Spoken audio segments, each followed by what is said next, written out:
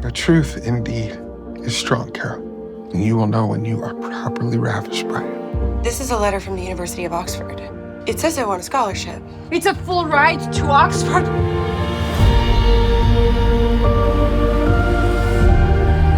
We are not all-knowing, autonomous, or self-sufficient.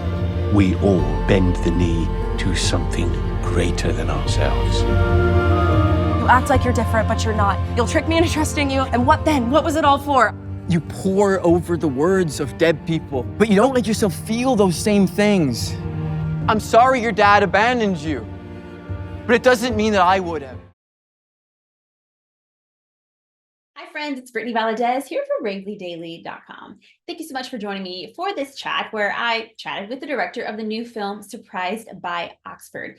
Now, before we get into that interview, make sure to give this video a thumbs up. Also, please subscribe to this channel. I really do appreciate your subscriptions, and don't forget to hit the notification bell so you can be notified each time I upload to this channel. Oh, and don't forget to follow me on social media. I'm very active on Instagram and several other accounts, so I will put all of that in the description box below. And one last thing, if you feel like supporting this channel, I absolutely appreciate that. And you can do it by hitting the, I think it's super thanks button. I'll put it on here.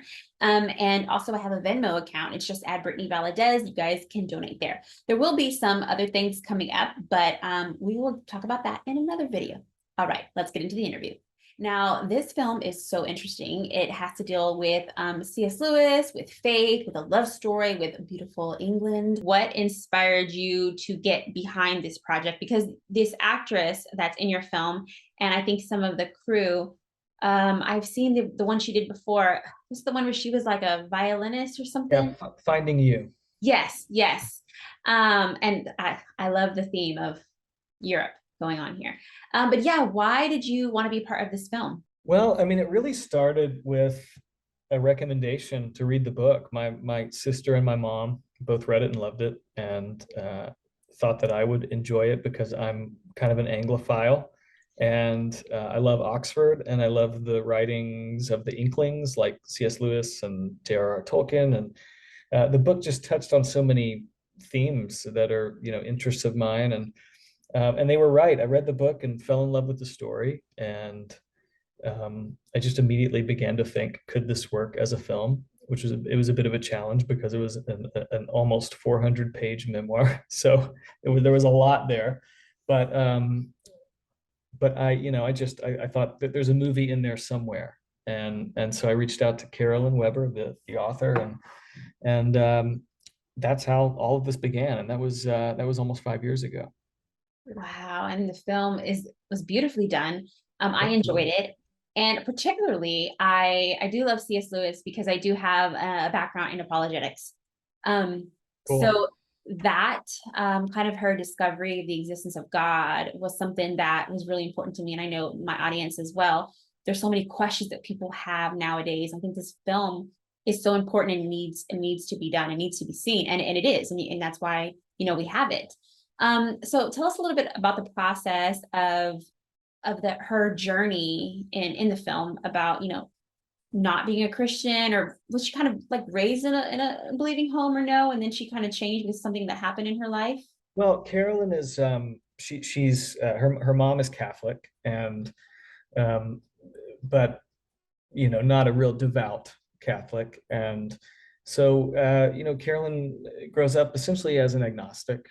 And she's very intellectual, very smart, but her intellect can sort of be a defense mechanism, I think, for her. And because of a situation with her dad, she's sort of dealt with sort of abandonment issues and trust issues her whole life. And so she does go on this sort of unexpected spiritual journey that really begins when she meets this American student named Kent Weber, and Kent sort of challenges all her preconceived notions of what a person of faith looks like. And it's interesting. I mean, we get questions about, is this a faith-based film? It comes at it a little bit differently than some of the other films in that space. And so we never really thought of it. We never conceptualized it that way. We just said, we're going to go tell an interesting story. And it does have that thread that is an aspect of it. But I think what's unique about the story is that it's not only about that, it's about it's this intellectual journey, it's this love story, it's this faith journey, it's all intertwined, in Carolyn's journey. Yeah, and I think that's what makes it relatable is pretty much showing everything. And I don't think there's anything wrong with calling it a faith-based film, especially I think that now we do want to highlight movies that deal with faith. I like what you did with this movie is, like you said, it wasn't intellectual. It made you think because I found it very real. It wasn't trying to pretty anything up. It was relatable. Yeah. You, me, whoever else is watching could find themselves in one of the characters. Mhm. And I also like, of course, we love the love elements of it. That's just every girl loves that. And I found myself in a lot of them, even down to her. Maybe not so much as a skeptic as she was, but it was my skepticism at one point, or fear that I was in a wrong faith that actually led me to pursue apologetics, even taking a course in C.S. Lewis. So I enjoyed that. Tell me about the casting in the movie. Had you worked with any of them before and that made you bring them on to this project? No, I mean, it began with Rose because Rose had worked with you mentioned Finding You. Rose had done this movie Finding You in Ireland with our producer Ken Carpenter. And so Ken just said, "What do you think about Rose as Caro?" And Caro is a difficult character to cast because we needed to find someone who could handle sort of the emotional range of the character, but also be sort of unlikable and likable at the same time because she is a complex character and she's a bit messy and rough around the edges. And also someone who could handle sort of the intellectual. I mean, you mentioned the intellectual side of it. I mean, the character needed to come across as intellectual without feeling precocious. And so it's like that finding the right fit for that character was a big lift. And I saw Rose in Finding You and just felt like she could do this. And so it all began with Rose. And then it was just about how do we stack this cast with the best, British character actors and interesting faces. And so, yeah, I mean, I couldn't be happier with the cast and getting to work with, just brilliant actors like Phyllis Logan and Mark Williams and Simon Callow and a lot of these just fantastic British actors was a bit of a dream for me. Oh, absolutely. I mean, you guys did great with the casting. Every character, every actor that played their role was believable. And it's just like, I think the perfect movie that will make you think. It will also, I mean, you'll love the love story, but then you will think. I had to find myself stopping at some points and really listening to the movie. It's like, you can't just be on your phone. There's a lot of movies you can be on your phone while you're watching the movie. But no, I had to stop because I had to listen to the dialogue in order to pick up Yeah. what was going to happen next. I thought that was very, very interesting. Well, if we can get people to put their phones down for an hour and 42 minutes in their day, that's success right there. You're like, win for me. Yeah. All right. So tell us a little bit about some of your past projects that I've seen you on, and then what do you have coming up in the future? Well, so Surprise by Oxford is my second feature film. I've done a lot of other work over the years, but my first feature came out 10 years ago, actually. So it only took 10 years to get the second one made. But it was a little indie thriller called After, and that was released in 2012. And yeah, Surprise by Oxford is the second one. And like I said, I've worked on a lot of other projects, screenwriting projects and shorts and commercial work and things like that in between. But these projects take a long time to get off the ground. As I mentioned, this one's 5 years. I've heard stories of projects taking much longer than that. So it's a tough business, and you really have to stay at it for a long time. So yeah, After was 2012, and then Surprise by Oxford. And the next one, it's a good question. There's several things in the works, but one that I'm excited about is an adaptation of G.K. Chesterton's novel, The Ball and the Cross, which is set in another one set in England. This one's in 1910, and it's an adventure comedy. So it'd be something a little different. It'd be really fun. I like the theme that we have going on here with the British, and then the faith that make you think.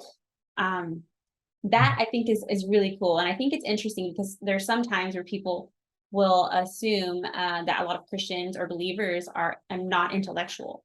And unfortunately, sometimes that can be the case where we will grow up believing in Christianity, right? But not knowing anything about it. So when someone challenges us, we have no idea what to say. His quotes, my gosh, some of them are so good. I'm always sharing them online. Yeah, he's one of the most quotable authors of all time, and I think that's why he's still so popular. Yeah, I'm a huge Chesterton fan. Um, but it's interesting. I mean, even go back to C.S. Lewis. I mean, Tolkien.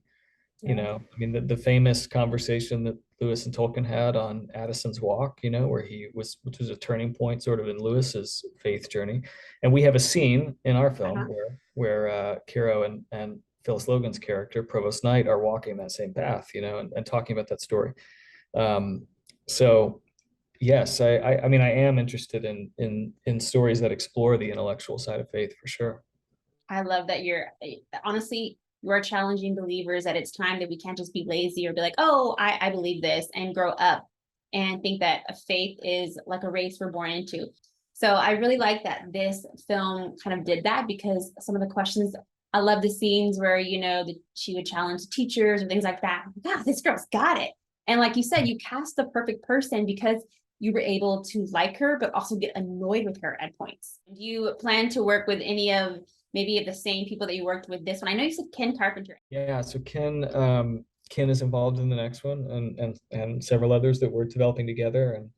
And yeah, we had such a sort of charmed experience making this movie in the UK, shooting 85% of it on location in Oxford, and working with a great British crew and largely British cast. And so yeah, the idea is, at least on the next one, since it's also set in the UK, get as much of the band back together again for a reunion tour. So that's the hope. Man, I've already decided I'm booking a trip there. I'm going to do a set visit, and I'm going to call it work. Okay. Come on. Yeah, anytime. Can you give any advice to young directors or people who are hoping to follow in your footsteps? Because the quality of the film, really, really good quality. I mean, nothing cheesy about the film at all. And I'm pretty sure as a director, you would love to hear that. It was great. I wish I had a really simple answer. I mean, to me, it's I think of that Eugene Peterson phrase. It was the title of one of his books, "A Long Obedience in the Same Direction." And I think that he's of course talking about his spiritual walk, but I think you could apply that to any kind of art form, craft. I mean, it's just honing your craft, spending a lot of time immersing yourself in, at least in my case, in cinema, in just getting out there and doing the work. I mean, I think that's really it. And I'm really glad that you thought the quality was good in this film. But it was, it's just, I don't know, there's no magic formula, I think, other than just getting out and learning how to do it. And it's one of the beautiful things about filmmaking, I think, is like any creative endeavor, it's so much of it is learned experience. It's just you get better at it the more you do it. And these days especially, you can go out and make a film on your iPhone. We have access to technology that was unimaginable 50 years ago. And so that's what I would say. Just go out and make movies, even if they're 5 minutes long or 10 minutes long, and again, immerse yourself in great films, not just stuff from the last 5 years. No, you're exactly right. And this, my last question for you, is there anything that you would like the audience to know, to share, whether it be your social media and encouragement to watch the film, anything? The floor is yours. Yeah, well, so we're premiering at the Heartland International Film Festival this weekend, Saturday evening, Sunday afternoon, and Wednesday evening in Indianapolis. So if you are in the Indianapolis area, you can buy tickets. I will be there Saturday night and Sunday afternoon, along with Ken, our producer, and Jen, our other producer, and Rose will be with us for Saturday and Sunday. But you can also watch the film virtually. So heartlandfilm.org is where you go to buy tickets for either in-person or virtual screenings. So we're excited to be able to share the movie with some people.